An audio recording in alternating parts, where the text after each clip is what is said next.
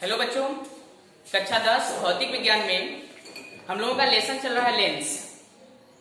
और लेंस में पिछले वीडियो में हम लोगों ने पढ़ा था कि उत्तल और अवतल लेंस के द्वारा प्रतिबिंब कैसे बनता है और कहाँ वस्तु रखने पर लेंस प्रतिबिंब कहाँ पर बनता है और प्रतिबिंब की प्रकृति क्या होती है, ये सब हम लोगों ने पढ़ा था पिछले वीडियो में।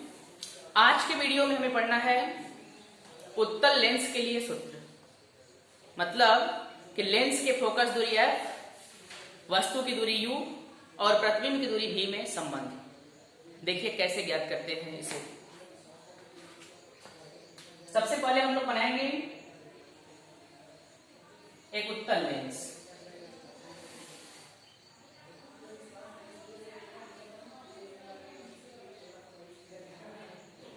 ये है इस उत्तल लेंस का मुख्य अक्ष। इस लेंस के सामने एक वस्तु रखा है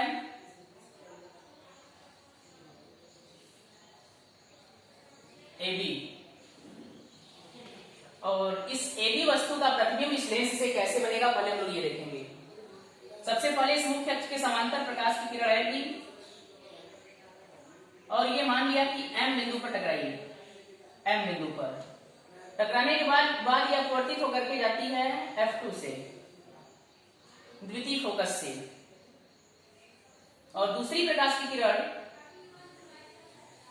प्रकाशिक केंद्र से जाती है जो कि बिना अपवर्तित हुए सीधे चली जाती है, और जहां ये एक दूसरे को काटती है ये बन गया इस वस्तु का प्रतिबिंब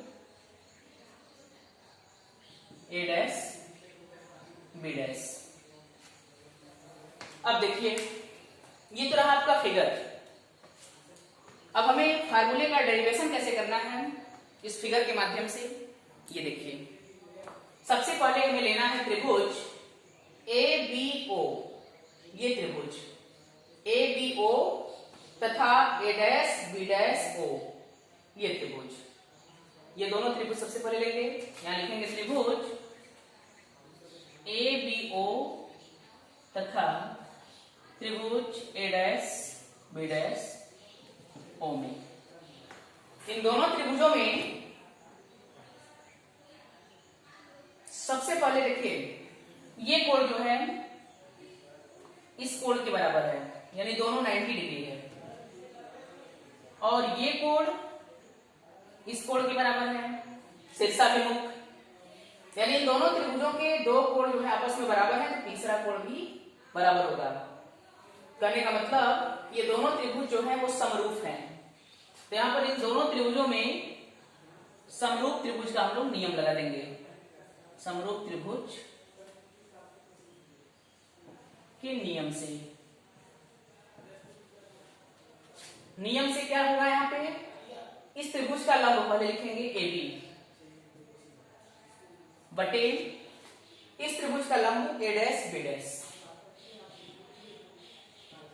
बराबर इस त्रिभुज का आधार OA बटे इस त्रिभुज का आधार OA डैश।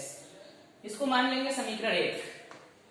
ये रहा आपका त्रिभुज ABC और A dash B dash C में संबंध। अब आगे देखिए, अब हम लोग लेंगे त्रिभुज MOF2, ये त्रिभुज MOF2 तथा A dash B dash F2, ये छोटा वाला दिख रहा है। तो यहां लिखेंगे त्रिभुज MOF2 तथा A dash B dash F2 में। फिर वही चीज, ये कोण और ये कोण दोनों आपस में बराबर है 90 डिग्री, 90 अंश, और ये कोण तथा ये कोण शीर्षाभिमुख है, ये दोनों आपस में बराबर होंगे, तो ये कोण इस कोण के बराबर होगा। यानी अगर हम बात करें तो त्रिभुज MOF2 और त्रिभुज A dash B dash F2 भी समरूप है। फिर यहां पर क्या लगाएंगे दोनों त्रिभुज में, समरूप त्रिभुज का नियम।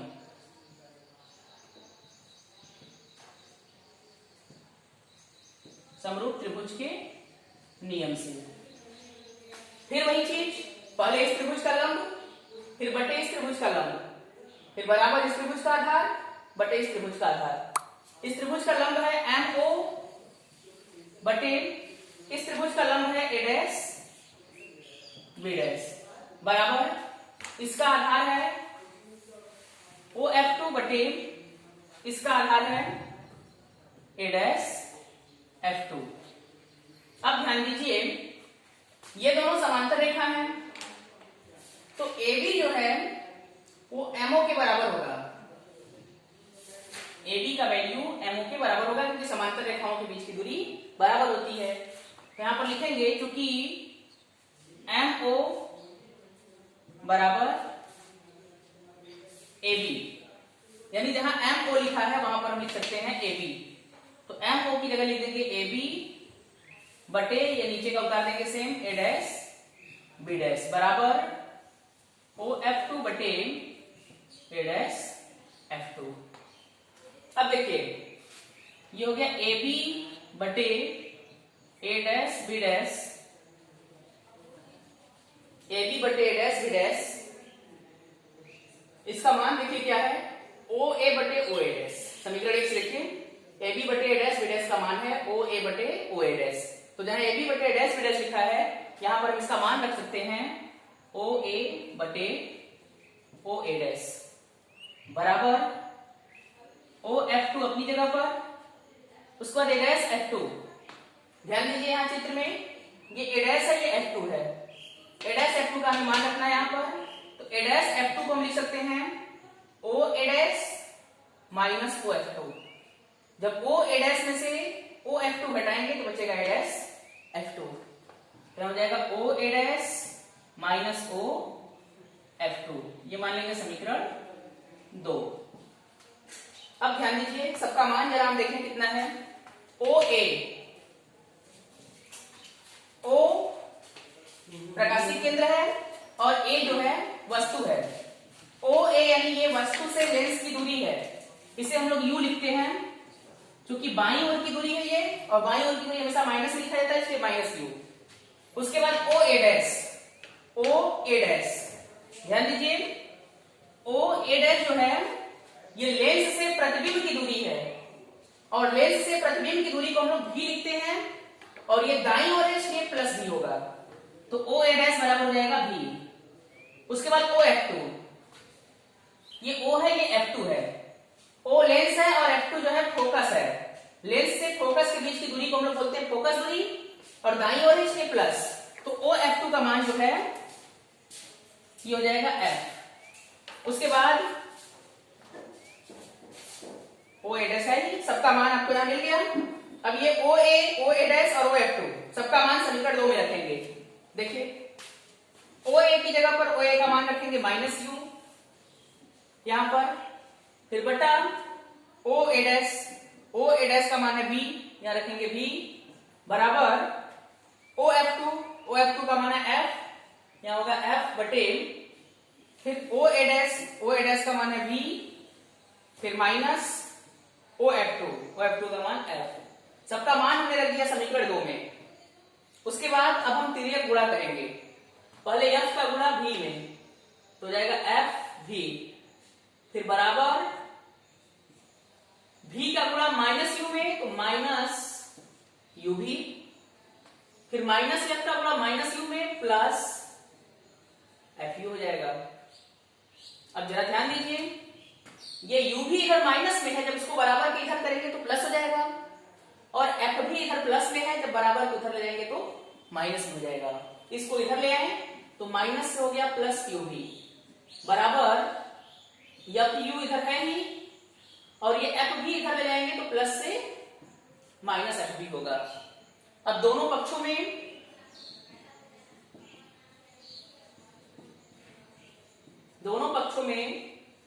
UVF से भाग देने पर,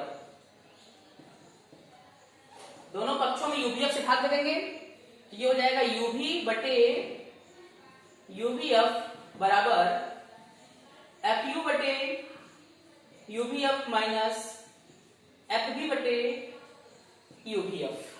सभी में यूवी से भाग देंगे, यहाँ यूवी से यूवी कट जाएगा, यहाँ यू और एफ से यू और एफ कट जाएगा, यहाँ भी और एफ से भी और एफ कट जाएगा। बचेगा क्या? यहां बचेगा 1/f बराबर, यहां बचेगा 1/v, फिर ये माइनस, यहां बचेगा 1/u।